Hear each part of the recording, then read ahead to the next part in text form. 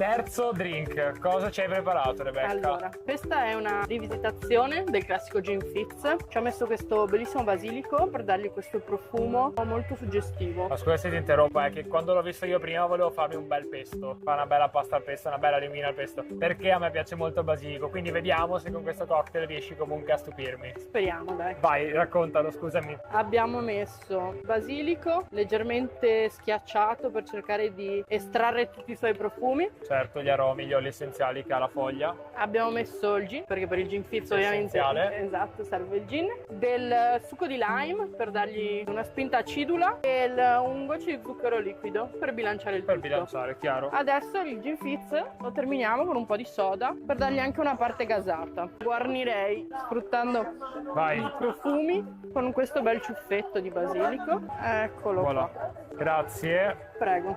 Io prendo la cannuccetta Assaggi e pure. assaggiamo.